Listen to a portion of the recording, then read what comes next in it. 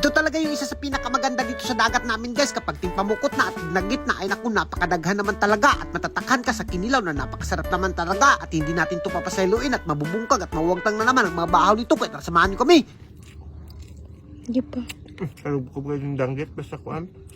For today's video nga pala guys, napaka-excited na ni Ivy dahil makakasama na naman siya sa dagat at mangunguha kami ng mga danggit na napakasarap naman talaga dahil nabalitaan namin na napakadaghan na daw ng danggit dito sa amin. At sa puntong ito guys, medyo taob-taob pa nga pagpunta namin dito kaya naman nagakit kami papunta dito sa floating cottage namin. At sa puntong ito guys, pag abot namin sa floating cottage, hindi na kaagad nagpadugay-dugay dyan si Ivy, nagsugba na kaagad siya ng karne. At ayan na nga, hiniwan niya ng ayong karne at tinasinan niya para mas maging masarap. At siyempre ako hindi rin ako nagpapalupig dyan, nagtakang na rin ako ng saging dahil masarap talaga magkaon-kaon ng saging dito sa dagat. At as you can see naman guys, sinabuan ko rin yung dagat dyan at tinakang ko na. At habang tinatakang namin at sinusugba namin yung makarni namin, siyempre nakikita nyo yung napakalayo na yun, doon kami pupunta dahil maminginhas kami at munguha kami ng mga danggit.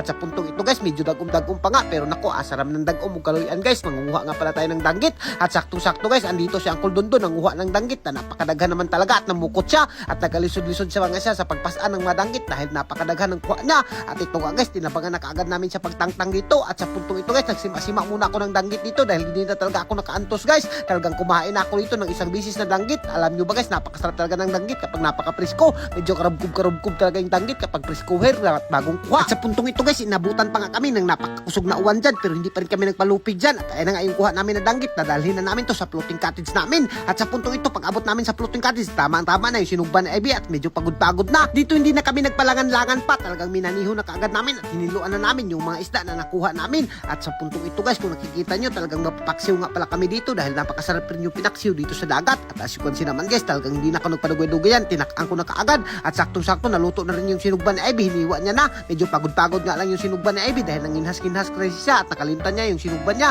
Pero goods na goods pa rin yan guys, talagang mabubungkag pa rin natin ang mga bahaw niyan. At sa puntong ito na nga pala lahat yung mahiniwa natin na kinilaw at sinugba. Naku, talagang napakasarap niyan, timpla na lang yung kulang dyan. At speaking of timpla guys, tinimplahan na kaagad dyan Ivy. At as you can see naman guys, talagang napakasarap sa timplada pa lang. Mailhan mo talaga yung danggit guys kapag priskong-prisko pa dahil talagang napakasarap talaga tingnan. At kung nakikita nyo, nilagyan lang namin yung limonsito guys. Tanawin nyo naman lahat ng masudan namin dito guys. Naku, talaga maglalaway ka dyan. Ay naman, kung maabot ka sa video na to, sabayan mo na kami pagbungkag ng mga bahaw. Kumuha ka na dyan ng bahaw sa inyo. At kung naabutan mo kami ng panihapon, paniod to pamaaw, naku, wag ka na magpadugay-dugay pa. At as you can see naman guys, hindi na kaagad kami nagpagdugay-dugay dyan. Pagkatapos namin tinimplahan yung masudan namin, talagang minaniho na kaagad namin. Kung nakikita nyo naman guys, makakatagdo talaga yung laway mo dyan sa sobrang sarap at hindi ka talaga magmamahay. At kapag mga ganitong mapudripan dito sa dagat namin guys, ito talaga yung pinakapaborito namin. Kahit araw-araw kami nakikilaw at nahihilis na itong matinain namin, talagang hindi pa rin kami talaga sumusuko dahil talagang napakasarap, lalo na ngayon mga panahon, tingdanggit na kasi ngayon guys, kaya naman napakadaghan na.